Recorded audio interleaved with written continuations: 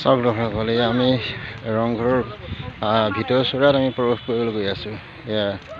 ইয়াৰ চাওক ৰংঘৰ, আমি জাষ্ট আমি ইয়াৰ ভিতৰত প্ৰৱেশ কৰিম। চাওক ইয়াৰ চাৰিওফালে ধুনীয়া ধুনীয়া ফুলৰ বাগান। তেওঁলোকে ইয়াৰ যিসকল কৰ্মকৰ্তা থাকে তেওঁলোকে সেইখিনি ৰাখিছে। ইয়াৰ ফুলৰ হেৰি কৰিছে, এইবিলাক খেতি।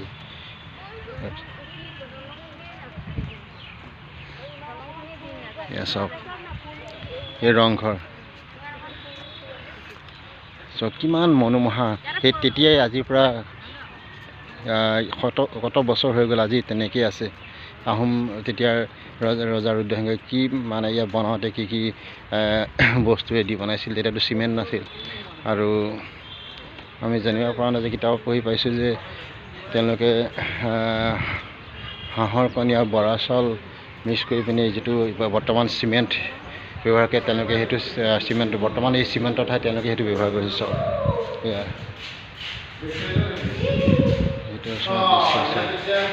ভিতৰ চোৱা দৃশ্য। চাওক মই ভিতৰলৈ সোমাই গৈছোঁ। এনেকুৱা বহুত ধৰণৰ কোঠালি কোঠালি হেৰি আছে, চেম্বাৰ আছে। চাওক এনেকুৱা বহুত ধৰণৰ আছে। যেনিয়ে যাব আপুনি তেনিয়ে পাব। ইয়াতে যেনেদৰে যিমান আহোম ৰজাৰ দিনত যেতিয়া খেলবিলাক ইয়াতে হৈছিল আৰু ৰজাই ওপৰৰ পৰা বহি উপভোগ কৰিছিল।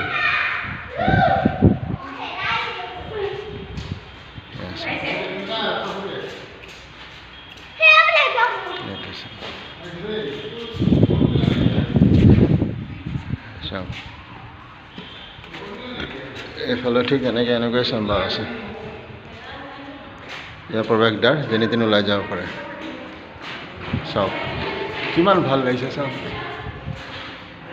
কিমান ধুনীয়াকৈ তেখেতলোকে বনাইছিল। আহোম ৰজাসকলৰ যিটো তেওঁলোকৰ যিটো টেকনিক তেতিয়াই দিনতে। চাওক এইফালে চাওক, এইটো পিছফালৰ অংশ। ইমান ধুনীয়া ফিল্ড, তাতে সেয়া বহিবৰ কাৰণে বেঞ্চো আছে। সেয়া চাওক, সেয়া মানুহ বহি আছে তাতে। চাওক আৰু ইয়াৰ পিছত আমি নেক্সট ভিডিঅ' এটা বনাম।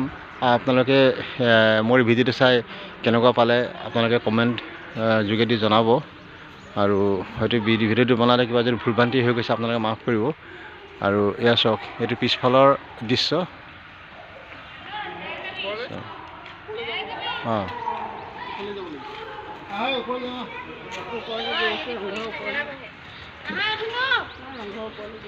এইটো ক'ত? এইটো ৰংঘৰৰ আমি তলত আছোঁ। এতিয়া বৰ্তমান ওপৰলৈ উঠি যাম। ওপৰৰ অংশ আপোনালোক ধৰক, আমি ওপৰৰ অংশ দেখুৱাম। ওপৰৰ অংশটো চাব আপোনালোকে।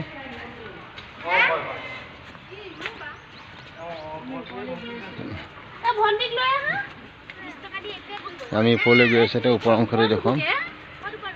আমি ইয়াৰ ষ্টেপ আছে, চিৰি আছে, চিৰি দি উঠি যাম।